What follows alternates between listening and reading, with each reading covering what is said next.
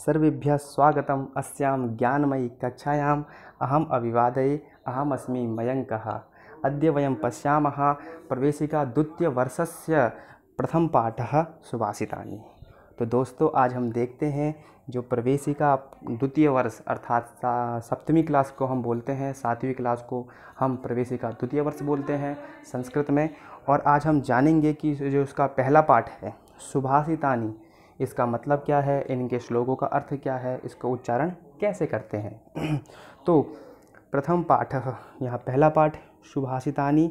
यहाँ पे अगर यदि देखा जाए तो इसका अगर अर्थ होगा, सु यहाँ पे उपसर्ग है और भाषित कहा गया या फिर वाचन या फिर वचन, ठीक है।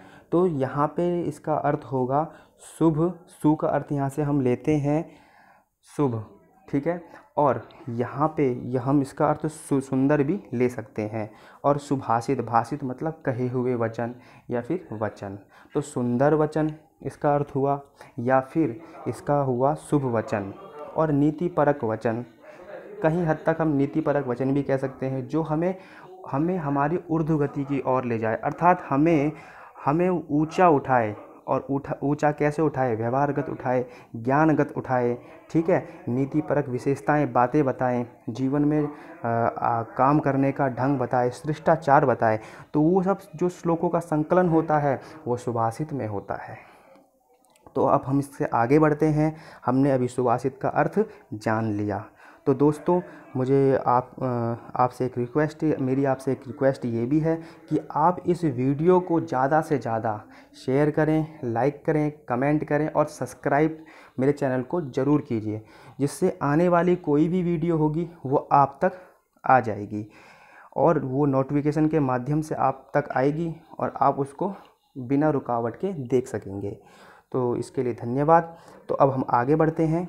ये जो सुभाषितानि यहाँ पे है, इसमें जो पहला श्लोक है, इस श्लोक में लिखा है कि ये बताया गया है यहाँ पर कि पृथ्वी में जो है 3 रत्न होते हैं और वो जो रत्न होते हैं वो कोई पहचान नहीं पाता। जो मूढ़ अर्थात जो यहाँ पे मूर्ख लोग होते हैं वो रत्न की संज्ञा किसी और को दे देते हैं। अब हम इस श्लोकों को, इसका अर्थ बड़ी गहराई से जानते हैं और सस्वर पाठ करेंगे। ये मैं बच्चों आपको इसलिए बता रहा हूँ, यदि हम सस्वर इसका पाठ करते हैं, उच्चारण से हम इसको अगर हम बोलते हैं तो इससे हमें फ़ायदा ये होता है, एक तो सुनने वाले को अच्छा लगता है, दूसरा फ़ायदा ये होता है कि हमको ये बहुत ही जल्दी याद हो जाता है, ठीक है। और ये हमारे अंदर हमारी कला के रूप में उभरता है। तो हम इसका उच्चारण करते हैं, आप ध्यान से सुनिए, इसका फिर आपको अर्थ बताया जाएगा। पृथिव्यां 3 रत्नानि जलमन्नं सुभाषितं मूढैः पाषाणखण्डेषु रत्नसंज्ञा विधीयते। पुनः, पृथिव्यां 3 रत्नानि जलमन्नं सुभाषितं मूढैः पाषाणखण्डेषु रत्नसंज्ञा विधीयते। इस प्रकार से इसका अर्थ करना, हमें इसका उच्चारण करना है, ठीक है। अब हम इसका यदि अर्थ जाने तो इसका जो अर्थ होगा वो क्या होगा। अब देखिए, मैं आपको इसका डायरेक्ट अर्थ बता दूंगा तो आप उस अर्थ को याद कर लोगे, पेपर में लिख के आ जाओगे और फिर जा कर के इसको कॉपी तक छोड़ दोगे, फिर भूल जाओगे। इसका अर्थ हम श्लोक के माध्यम से जानेंगे। जो शब्दों के अंदर छुपे हुए अर्थ हैं उनके माध्यम से आपको मैं डिकोड करके बताऊंगा ये चीज़ें कि ये अर्थ कहाँ से निकला, ठीक है। अभी देखिए, यहाँ पे है पृथिव्याम। पृथिव्याम में जो व्यक्ति होती है वो सप्तमी होती है, इसमें सप्तमी व्यक्ति है बच्चों। तो सप्तमी में पृथिव्याम अर्थात पृथ्वी में, ठीक है। पृथ्वी में त्रीणि रत्नानि, 3 रत्न हैं, ठीक है। पृथ्वी में कितने रत्न हैं, पृथ्वी में 3 रत्न हैं। अब ये तो हमने बात सुन ली, पृथ्वी में 3 रत्न हैं। अब कौन कौन से, तो ये बोलते हैं जलम अन्नम सुभाषितम। जलम अर्थात जल और अन्नम। यहाँ पे देखिए बच्चों, यहाँ पे आपको एक चीज़ समझनी पड़ेगी कि यहाँ पे क्या है, जलम ऐसे बनता है, क्षम्यताम, यहाँ पे हम आपको बताते हैं जलम, ठीक है। यहाँ पे ये म आधा है और उसके बाद है जलम अन्नम, यहाँ पे क्या हो गया, अन्नम हो गया, ठीक है। इसका और यहाँ मिल गया तो ये म पूरा हो गया, तो इस प्रकार से बन गया जलम अन्नम, अर्थात जल अन्न खाना जिसे हम खाते हैं, और सुभाषित, सुभाषित अर्थात सुंदर वचन, ठीक है, नीतिपरक वचन भी कह सकते हैं इसको, ठीक है। और शुभ वचन, शुभ तो हमारे लिए अच्छे होते हैं इसलिए शुभ वचन, ठीक है। अभी हमने समझी ये चीज़ें। अब आप आगे देखिए, मूढ़े, मूढ़े पाषाणखंडेषु रत्न संज्ञा विधीयते, ठीक है। जो यहाँ पे इसका अर्थ है, ये अर्थ यहाँ पे है मूढ़े, अर्थात मूढ़ होता है कौन, मूर्ख व्यक्ति। और आप देखेंगे कि राम की, जब हम राम पढ़ते हैं उसके तृतीया के बहुवचन में क्या बनता है, रामहि बनता है ना, रामहि मतलब रामों के द्वारा, ठीक है, राम ही रामों के द्वारा। अब ने पढ़ा होगा, कर्ता ने कर्म को करण से के द्वारा, करण क्या आता है, तृतीया में आता है, और तृतीया में जब आता है तो वो क्या होता है कि प्रथम में बनता है रामेण, ठीक है, और द्वितीय में क्या बनता है, रामेण, रामभ्याम और रामहि, ठीक है ना। रामभ्याम दो रामों के द्वारा, और रामहि अर्थात बहुत सारे रामों के द्वारा। उसी प्रकार से ये भी जो शब्द है वो वहाँ पे, यहाँ पे है मूढ़े, अर्थात मूर्खों के द्वारा। किसके द्वारा, मूर्खों के द्वारा, ठीक है। पाषाण खंडेषु, पाषाण अर्थात होता है पत्थर, ठीक है। खंडेषु जो उसके टुकड़े होते हैं, रत्न संज्ञा उनके रत्न नाम दे दिया जाता है, विधीयते अर्थात इसका मतलब हुआ कि जो मूर्खों के द्वारा पाषाण खंडों में उनको क्या रत्न संज्ञा, उनकी संज्ञा दे दी जाती है, ठीक है। इसका मतलब हमने जाना कि यहाँ पे जो चाणक्य जी हैं वो बताना चाह रहे हैं कि पृथिव्याम तीर्णि रत्नानि जलमन्नम सुभाषितम मूढ़े पाषाण खंडेषु रत्न संज्ञा विधीयते, अर्थात यहाँ पे पृथिव्याम, पृथ्वी में 3 रत्न हैं, जलमन्नम सुभाषितम, और जो मूढ़ लोग होते हैं, मूढ़ों के द्वारा पाषाण खंडों में रत्न संज्ञा उनको विधीयते दे दी जाती है, ठीक है। अब हम अगले श्लोक की ओर चलते हैं। जो हमारा अगला श्लोक है वो है यहाँ पर, ये बहुत ही अच्छा श्लोक है, आपको ये स्मरण करने योग्य है। और ये जो श्लोक है यहाँ पे लिखा है, सत्येन धार्यते पृथ्वी, सत्येन तपते रविः, सत्येन वाति वायुश्च, सर्वं सत्ये प्रतिष्ठितम्, ठीक है। पुनः सत्येन धार्यते पृथ्वी, सत्येन तपते रविः, सत्येन वाति वायुश्च, सर्वं सत्ये प्रतिष्ठितम्।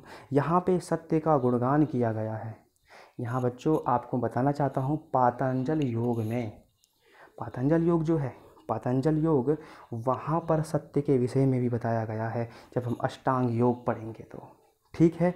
यम, नियम, आसन, प्राणायाम, प्रत्याहार, धारणा, ध्यान, समाधि, ये 8 प्रकार के योग होते हैं, मतलब अष्टांग योग इन्हें कहते हैं। इन्हीं में सत्य का भी गुणगान किया गया है कि सत्य से क्या, वाणी में तप आ जाता है, यदि हम कुछ भी बोल देते हैं वो चीज़ सत्य हो जाता है।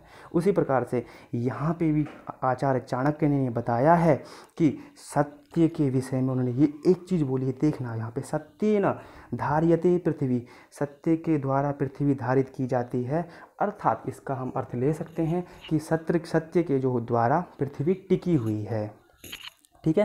सत्येन तपते रवि, और सत्य के द्वारा क्या है, रवि अर्थात सूर्य तप रहा है, जल रहा है, ठीक है। सत्येन वाति वायुश्च, और जो सत्य है, सत्य के द्वारा जो वायु है वो चल रही है, सर्वं सत्ये प्रतिष्ठितम, अर्थात सब कुछ इस संसार में सत्य में क्या है, प्रतिष्ठित है, सत्य में ही है, ये बात यहाँ कही जा रही है, ठीक है। तो बच्चों ये चीज़ आपको ध्यान रखनी है। अब देखिए हम इसका अर्थ कैसे निकालते हैं इस श्लोक के अंदर ही, ठीक है। हमें किताब पढ़ने की ज़रूरत नहीं पड़ेगी, आप मेरा चैनल सब्सक्राइब कर लीजिए, मैं आपको एक एक श्लोक का अर्थ सिर्फ श्लोक के अंदर से ही उन शब्दों से दे दूंगा जिन शब्दों को आप पहचान लेंगे। ठीक है, अब यहाँ पे देखिए, यहाँ पे क्या है कि सत्येन 2 मिनट, हाँ अभी मैं यहाँ पे एक चीज़ कर लेता हूँ। ठीक है, हाँ सत्येन अर्थात यहाँ पे जो है कौन सी विभक्ति है, यहाँ पे तृतीया है।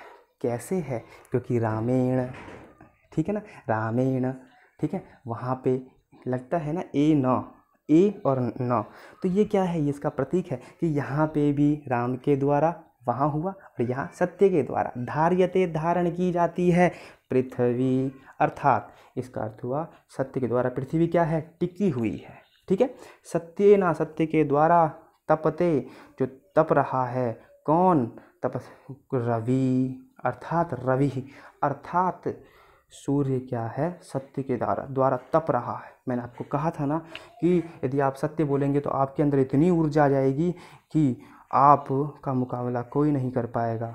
तो जो सूर्य है वो भी सत्य से ही तप रहा है।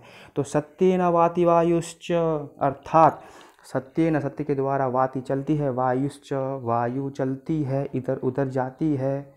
अब सत्यम, यहाँ सर्वम सत्य प्रतिष्ठितम, अर्थात कि सब क्या है, सत्य, सत्य में क्या है, सत्य प्रतिष्ठितम, सब कुछ सत्य में है। अब सत्य में कौन सी विभक्ति है, यहाँ पर सप्तमी है। ठीक है, यहाँ तृतीया, ठीक है, यहाँ तृतीया, और ये तपते यहाँ पे सप्तमी है, और यहाँ पे सत्येन, यहाँ पे जो व्यक्ति है वो है तृतीया। ठीक है ना, वाति वायुश्च सर्वम सत्य, यहाँ पे है चतुर्थी, सॉरी सप्तमी। ठीक है, अब हम आगे बढ़ते हैं बच्चों। मैं आशा करता हूँ आपको मेरी वीडियो बहुत ही पसंद आ रही होगी।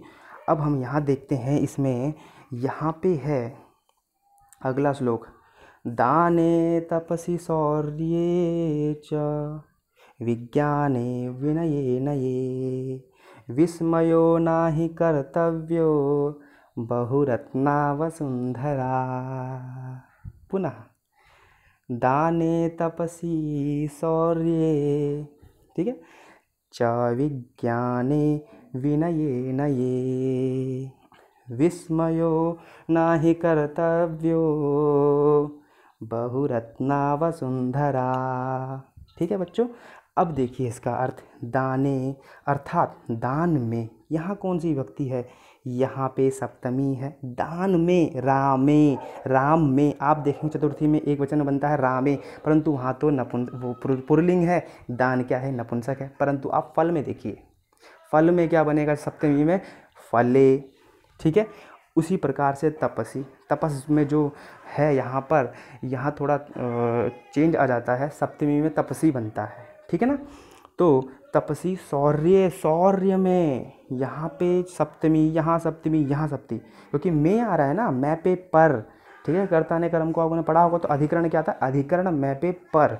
ठीक है ना, तो अधिकरण आधार होता है, तो यहाँ बात बताई गई है च, और विज्ञान अर्थात विशिष्ट ज्ञान में, विज्ञान अर्थात विशिष्ट ज्ञान में। ठीक है, यदि हम विज्ञान का अगर अर्थ भी हम करें, विक जमा ज्ञान, अर्थात विकास किया वो जो ज्ञान है वो विज्ञान है। ठीक है, विनये नये, ठीक है ना, विनय में, ठीक है, और नए अर्थात होता है नीति में, नए नीति में, इन नीति में किसमें, दाने तपसी शौर्ये च विज्ञाने विनये नये विस्मयो नाहि कर्तव्यो बहुरत्ना वसुंधरा। इसके देखो दो अर्थ होते हैं, आपको मैं दोनों अर्थ बताऊंगा। विस्मयो आश्चर्य, नहीं ना ही कर्तव्यो, कर्तव्य बहुरत्ना वसुंधरा, इसका जो अर्थ है वो है कि दान में, शौर्य में, दान में, तपस्या, शौर्य, विज्ञान में, विशिष्ट ज्ञान में, और यहाँ पे है विनय में और नीति में आश्चर्य नहीं करना चाहिए, अर्थात आश्चर्य ना ही कर्तव्य करना चाहिए, क्योंकि बहुरत्ना वसुंधरा, ये बहुत रत्नों वाली क्या है, वसुंधरा, ये पृथ्वी है। यहाँ बहुत सारे रत्न हैं, परंतु इनमें कभी भी क्या संशय नहीं करना चाहिए, अर्थात आश्चर्य नहीं करना चाहिए। ठीक है, इसका एक अर्थ ये हो गया। दूसरा अर्थ मैं देखता हूँ बहुत जगह इंटरनेट पे, और बहुत अच्छे अच्छे विद्वान इस चीज़ को लिखते भी हैं। वो कहते हैं कि कभी भी अहंकार नहीं करना चाहिए। ठीक है, क्योंकि दान तपसी शौर्य चा और शौर्य ये विज्ञान नए और विनय नए, इसमें कभी भी क्या है, इनको करते रहना चाहिए। ठीक है, विस्मयो ना ही कर्तव्य, अपने कर्तव्यों को कभी भूलना नहीं चाहिए। दान करना चाहिए, तप करना चाहिए, शौर्य में और ये विशिष्ट ज्ञान में, विनय नय में अपने विस्मयो ना ही कर्तव्य, अपने कर्तव्य को नहीं भूलना चाहिए। क्योंकि बहुरत्ना वसुंधरा, अर्थात यहाँ बहुत सारे रत्न हैं और इनमें कभी भी अगर आप अपना कर्तव्य नहीं भूलोगे तो आपको अहंकार नहीं आएगा। यदि अहंकार आ गया तो आप अपना कर्तव्य इसका मतलब भूल गए, और जब आप कर्तव्य भूल गए तो यहाँ बहुरत्ना वसुंधरा, तो यहाँ पे क्या है, बहुरत्न वाली वसुंधरा है, आपका कहीं ना कहीं अहंकार टूट जाएगा। ठीक है, और क्या है, प्रणिस्यति, अहंकार से क्या होता है, प्रणित मतलब व्यक्ति का नाश हो जाता है। ठीक है, अब हम आगे बढ़ते हैं। यहाँ पे बहुत अच्छी बात कही गई है बच्चों आपके लिए, आपको आपके जीवन के लिए। ठीक है, देखिए यहाँ पे मैं आपको एक बीज रूप में बताता हूँ कि आपको संगति अच्छे बच्चों की करनी चाहिए। आपके माता पिता भी ये बात बोलते हैं। ठीक है, और आप संगति करो, उनके साथ रहो, उनके साथ वाद विवाद अर्थात मैत्री, लड़ाई भी कर लो तो उनके साथ विवाद अर्थात किसी चीज़ में उनसे तू मैं भी हो जाए तो कोई दिक्कत नहीं होती, उससे आपको कुछ सीखने को ही मिलेगा। ठीक है, और यहाँ पे ये बातें कही हैं। अब हम इसको एक बार इसका जो अर्थ है गहराई से समझते हैं। देखो, सद्भिरेव सहासीत सद्भिः कुर्वीत संगतिम। ठीक है, सद्भिर विवादम मैत्रीं च नासद्भिः किंचिदमाचरेत। ठीक है, किंचिदाचरेत, किंचिदाचरेत है यहाँ पे। ठीक है, तो इसका जो अर्थ है, सद्भिरेव सहासीत सद्भिः कुर्वीत संगतिम सद्भिर्वादम विवादम मैत्रीं च नासद्भिः किंचिदाचरेत। ठीक है, तो यहाँ पे ये अर्थ हमने देखा। अब देखिए यहाँ पे इसका अर्थ कैसे बनता है। देखो, सद्भि अर्थात अच्छे लोग, एव ही साहसित उनका ही साथ करना चाहिए। ये कौन कह रहा है, ये यहाँ पे श्लोक बोल रहा है। सद्भि रेव, सद्भि मतलब अच्छे लोग, और साहसित उनका ही साथ करना चाहिए। सद्भि कुर्वीत संगतिम अर्थात उनकी ही संगति करनी चाहिए, उनका साथ में साथ रहना चाहिए, उनके साथ में रहो, उनका साथ करो, और उनकी ही संगति अर्थात वो जब आगे पीछे आपको मिले उनकी संगत में रहें, उनकी संगत ले लो, उनकी संगत में घुल मिल जाओ। ठीक है, तो यहाँ पे ये चीज़ कही गई है। अब सद्भिर वादम, यहाँ पे लिखा विवादम मैत्रीं च। देखिए, आप उनसे लड़ाई भी करोगे या मैत्री भी करोगे, ठीक है, तो भी आपका भला ही होना है, क्योंकि आप उनसे कुछ ना कुछ सीखोगे। ठीक है, उनसे विवाद अर्थात किसी विषय में विवाद चल रहा है आपका, तो भी आप उनसे सीख रहे हो। यदि उनका आपकी मैत्री है तो भी आपको कुछ ना कुछ उनको सीखने को मिल रहा है। अब ना असद्भि, और जो यहाँ पे सद्भि का मतलब अच्छा और असद्भि का मतलब होता है बुरा, और ना असद्भि किंचिदाचरेत, और जो जो न मतलब नहीं, असद्भि अर्थात जो व्यक्ति क्या है, बुरा है, किंचित आचरित उसके लिए कुछ भी आचरण नहीं करना चाहिए। आप उससे यदि कुछ आचरण करते हो, उससे कुछ सीखते हो, या अगर आप उससे कुछ वाद विवाद करते हो, मैत्री करते हो, तो आपको दुख ही मिलेगा या वह आपका विनाश कर देगा। ठीक है, तो ऐसे व्यक्ति से दूर रहना चाहिए। ये श्लोक बता रहा है, ये श्लोक आपके लिए बहुत ही इम्पोर्टेंट है बच्चों। ये श्लोक याद कर लेना और पढ़ लेना। ठीक है, वैसे सारे श्लोक आपके लिए इम्पोर्टेंट हैं। अब देखिए 5वां श्लोक। अब जो ये 5वां श्लोक है, ये आपको क्या बताता है कि यहाँ पे हमें बच्चों एक चीज़ ये देखनी है मेरे दोस्तों, और आप जो वीडियो देख रहे हैं यूट्यूब पे, ठीक है, आप मुझसे बड़े भी हो सकते हैं, मैं आपसे छोटा हूँ, या फिर जो छोटे बड़े जो भी हो सकते हैं, तो मैं आपको ये जो अभी जो चीज़ बता रहा हूँ इसमें, तो ये मत सोचिएगा कि मैं बच्चों को ही बता रहा हूँ या फिर मैं आपको बच्चे बोल रहा हूँ, परंतु ये जो यहाँ पे जिस क्लास स्टैंडर्ड के ये जो श्लोक हैं, वो तो मुझसे छोटे ही बच्चे हैं, तो मैं उनको संबोधित कर रहा हूँ। इसमें थोड़ा सा ये ध्यान देने योग्य विषय नहीं है। ठीक है, तो आप मुझसे बड़े भी हैं, मेरे बांधव भी हैं, या फिर मेरे बड़े भाई के समान हैं। ठीक है, तो यहाँ पे है धन धान्य प्रयोगेषु, धन धान्य प्रयोगेषु विद्यायाः संग्रहेषु च आहारे व्यवहारे च त्यक्तलज्जः सुखी भवेत्। यहाँ पे धन धान्य प्रयोगेषु विद्यायाः संग्रहेषु च आहारे व्यवहारे च त्यक्तलज्जः सुखी भवेत्। ठीक है, भवेत् तो आधा है ना, तो व को लंबा खींच लो, भवेत्, ए को लंबा खींच लो, भवेत्। ठीक है, तो यहाँ पे इसका अर्थ हुआ कि धन अर्थात पैसा, धान्य अर्थात अन्न। ठीक है, अन्य, धन धान्य, प्रयोगेषु यहाँ पे सप्तमी लगी है, अर्थात हुआ प्रयोगों में, क्या, पैसा और अन्य के प्रयोगों में। ठीक है, विद्यायाः, अब आपने लता रूप पढ़ा होगा तो वहाँ पे षष्ठी में बनता है लतायाः, उसी प्रकार से विद्या क्या है, आकारांत है, और जो ये लता है वो भी आकारांत ही है। ठीक है, तो उसकी सेम लता की तरह यहाँ रूप चलेगा, तो क्या बन जाएगा, विद्यायाः। ठीक है, तो अर्थात इसका संबंध में क्या आता है, काके की आता है, और तो क्या बन जाएगा इसका अर्थ, विद्या का संग्रहेषु च, और उसके संग्रहण में, अर्थात आप यहाँ पढ़ रहे हो तो आप इस ज्ञान का संग्रहण ही तो कर रहे हो, वैसे ही विद्या के संग्रहण में, विद्या के पढ़ने में। ठीक है, और आहारे खाने में, और व्यवहारे व्यवहार करने में, च अर्थात और, त्यक्त लज्जा सुखी भवेत्, क्या करना चाहिए, लज्जा को, शर्म को क्या कर देना चाहिए, त्याग देना चाहिए। ठीक है, शर्म को क्या कर देना चाहिए, त्याग देना चाहिए। सुखी भवेत्, तो क्या आप होगे, सुखी हो जाओगे। ठीक है ना, तो यहाँ पे जो ये भवेत् है, ये भू धातु का शब्द है और ये विधिलिंग में है। यहाँ प्रथम पुरुष का एक वचन बनता है भवेत्। ठीक है, और बहुवचन बनता है भवेयुः, मतलब होएं। ठीक है, भवेत् हो। ठीक है, तो यहाँ पे ये बात कही गई है, आपको ये बात बड़े आराम से और ध्यान से ये बात समझनी है कि यहाँ पे मैंने आपको शब्द शब्द के माध्यम से ही श्लोक का अर्थ बता दिया है, सीधा अर्थ नहीं बताया, हर एक एक शब्द से हमने अर्थ निकाल करके ये चीज़ बताई है आपको। ठीक है, अब हम अगले अर्थात इसके लास्ट श्लोक की तरफ चलते हैं। जो श्लोक है यहाँ पे इसका लास्ट, वो श्लोक बहुत ही अच्छा है, आपके धैर्य के लिए बहुत ही काम आएगा, आपको धैर्य करना सिखाएगा, आपको किसी से मित्रता करना सिखाएगा, शत्रुता करना नहीं सिखाएगा। ठीक है, अब यहाँ देखो ये श्लोक है, इस श्लोक हम अब उच्चारण करेंगे। क्षमावसी कृतिर्लोके क्षमया किं न साध्यते, शांति खड्गः करे यस्य किं करिष्यति दुर्जनः। ठीक है, क्षमावसी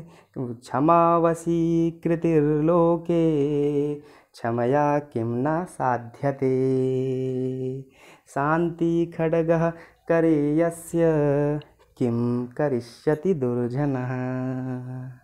ठीक है, अब इसका अर्थ जो है बहुत ही सुंदर अर्थ है, आपके धैर्य को तथा आपके अंदर एक पुरुषत्व को स्थापित करने वाला ये अर्थ है। इस अर्थ का हमें गूढ़ अर्थ जानना है।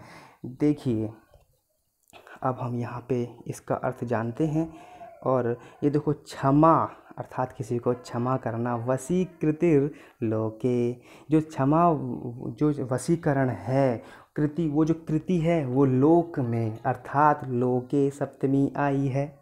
ठीक है, क्षमा वशीकृतिर लोके, क्षमा वशीकरण इस लोक में क्या है। ठीक है, क्षमया किम न साध्यते, वो क्या है कि जो क्षमा वशीकृत जो ये लोक में है, ये क्षमा क्या है, एक तरीके का वशीकरण है। क्षमा क्या है, एक तरीके का वशीकरण है, लोगों को वश में करने वाला एक वशीकरण है। क्या, क्षमा शक्ति, लोगों को क्षमा करना। ठीक है, अब यहाँ देखो, क्षमया अर्थात यहाँ पे तृतीया है।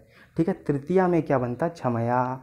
ठीक है, लता के शब्द के जो तृतीया में क्या बनता है, लतया। ठीक है, तो यहाँ पे तृतीया में क्या आता है, लता के द्वारा। ठीक है। लता में लता के द्वारा, लता से, तो यहाँ पे क्या बनेगा, क्षमया, क्षमा से, किम मतलब क्या, न साध्यते, यहाँ मतलब अर्थ हुआ क्षमा से क्या नहीं साधित किया जा सकता, ठीक है। क्षमा से क्या हम नहीं साध सकते, अन्यथा सब साध सकते हैं। क्षमा अगर हम किसी को कर रहे हैं तो हमने उसका दिल जीत लिया, ठीक है, उससे बड़े बन गए, ये चीज़ हमको समझनी है। और यहाँ लिखा है शांति खड्गः करे यस्य, अर्थात शांति रूपी खड्ग तलवार करे जिसके हाथ में है, यस्य जिसके हाथ में है, अर्थात शांति रूपी जो खड्ग तलवार करे यस्य, यहाँ पे शांति खड्ग मतलब जो शांति रूपी जो तलवार है, करे यहाँ सप्तमी आई है, हाथ में, कर को बोलते हैं हाथ, और करे अर्थात सप्तमी में हाथ में, यस्य यहाँ पे क्या आई है, यत शब्द के पुल्लिंग, यहाँ पे यत शब्द के नपुंसक लिंग का यहाँ पे षष्ठी का एक वचन है यस्य, जिसके, ठीक है। पुल्लिंग का और सप्तमी पुल्लिंग का और नपुंसक लिंग का लगभग एक जैसा ही चलता है, ठीक है। वहाँ पे सिर्फ द्वितीय और प्रथम और द्वितीय में थोड़ा सा अंतर आता है। किम मतलब क्या, ठीक है, करिष्यति, ठीक है ना, क्रिय धातु का यहाँ पे भविष्यकाल का ये शब्द है, तो यहाँ इसका मतलब हुआ करिष्यति, प्रथम पुरुष का एक वचन है, करेगा, दुर्जनः, तो उसका क्या करेगा, दुर्जन, अर्थात जो दुर्जन व्यक्ति है उसका क्या करेगा, जिसके हाथ में क्या है, क्षमा रूपी खड्ग तलवार है, उसका जो दुर्जन व्यक्ति है वो क्या करेगा, ठीक है। इसका अर्थ ये हुआ। तो अब इसका हम अर्थ पूरा जानते हैं कि क्षमा वशीकृतिर्लोके, जो क्षमा वशीकरण है इस लोक में, वो क्या है, वो वशीकरण बहुत ही अच्छा वशीकरण है। क्षमया किम्ना साध्यते, और क्षमा के द्वारा कुछ नहीं साधित किया जा सकता, मतलब बहुत कुछ साधित किया जा सकता है, क्या नहीं साधित किया जा सकता, बहुत कुछ किया जा सकता है। और शांति खड्गः करे यस्य, शांति खड्ग, और जिसके हाथ में शांति रूपी तलवार है, यस किम न करिष्यति, अर्थात किम न करिष्यति दुर्जनः, उसका जो दुर्जन व्यक्ति होता है वो उसका कुछ नहीं करेगा या कुछ नहीं कर सकता है। किसका कर सकता है, जिसके हाथ में क्या है, शांति रूपी जो खड्ग है अर्थात तलवार है, ठीक है। बच्चों, मेरे द्वारा पढ़ाए गए हुए आप इस कार्य से संतुष्ट हैं तो कृपया मुझे लाइक, शेयर, कमेंट और जो मेरा चैनल है वो सब्सक्राइब कीजिए। और अगली बार मैं नए पाठ के साथ आपके पास हाजिर होऊंगा। तब तक के लिए धन्यवाद।